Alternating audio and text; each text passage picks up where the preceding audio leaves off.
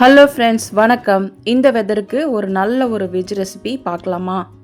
எல்லாருக்கும் தெரிஞ்ச ரெசிபி தான், அடிக்கடி செய்கிற ரெசிபி தான். ஆனால் இது என்னோட ஸ்டைலில் ஈக்குவல் அமௌண்ட் ஆஃப் உருளைக்கிழங்கு, கத்திரிக்காய், கூடவே 4 பெரிய சைஸ் அளவுக்கான நாட்டு தக்காளி, 5-6 பல் பூண்டு, கூடவே ஒரு பெரிய வெங்காயம், 2 பச்சை மிளகா, தேவையான அளவுக்கான மஞ்சள் தூள், 2 டீஸ்பூன் அளவுக்கான காஷ்மீரி மிளகாய் தூள் சேர்த்துக்கிறேன், கொஞ்சோண்டு ஜீரகம், டேஸ்ட்டுக்கு தகுந்த மாதிரி உப்பு சேர்த்துட்டு 2 டம்ளர் அளவுக்கான தண்ணி சேர்த்துக்கிறேன். ஒரு குக்கர் நிறைய வச்சா கூட எங்கள் வீட்டில் அப்படி பஞ்சாக பறந்து போகுங்க. இந்த ரெசிபி அவ்வளோ டேஸ்டியாக இருக்கும். இது ஒரு 1 பாட் ரெசிபி தாங்க. குக்கரை மூடி 2 விசில், அவ்வளோதாங்க, டிஷ்ஷே ரெடி ஆகிடும். இந்த ரெசிபியில் நோட்டீஸ் பண்ண வேண்டியது, தக்காளி நல்லா புளிப்பாக இருக்கணும். என்னதான் ஊர் ஃபுல்லாக தோசை சைக்கோ இருந்தாலும் இந்த மாதிரி பர்டிகுலர் கடையலுக்கு இட்லி தாங்க சரியான டேஸ்ட்டு. ஆர்டினரி வெள்ளை உளுந்தில் வாரத்துக்கு 2 தடவை நீங்கள் இட்லி மாவு அரைச்சா கூட கருப்பு உளுந்தில் அரைச்சி பாருங்கள். இட்லியும் தோசையும் அவ்வளோ சூப்பராகவும், தோசை ரொம்ப மொறுமொறுப்பாகவும் வருங்க. இட்லி சட்டியில் இட்லி ஊற்றி ரெடி பண்ணியாச்சு.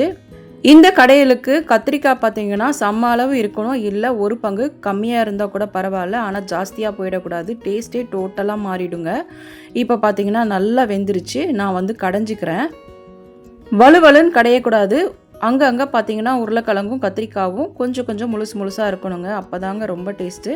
இந்த பக்கம் இட்லி பார்த்தீங்கன்னா நல்ல பூவாட்டம், மல்லிகை பூவாட்டம் நல்லா வெந்துருச்சு.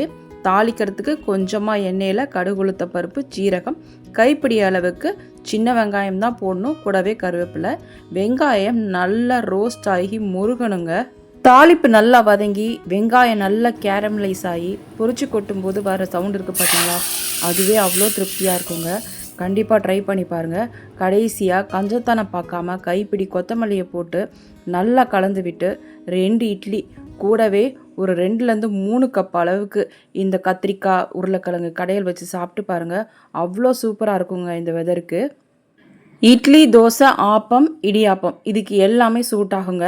அதை தாண்டி சப்பாத்தி, பூரிக்கோ இது அவ்வளோ ஒன்றும் டேஸ்ட் நல்லா இருக்காது. பொங்கல் கூட ரொம்ப நல்லாயிருக்கும். ட்ரை பண்ணி பார்த்துட்டு எப்படி இருக்குங்கிறத கமெண்ட்ஸில் ஷேர் பண்ணுங்கள். இந்த மாதிரி கொஞ்சம் மறந்து போன ரெசிபியை ஞாபகப்படுத்துறதுக்கு என்னோட சேனலை சப்ஸ்கிரைப் பண்ணிக்கோங்க. பாய்.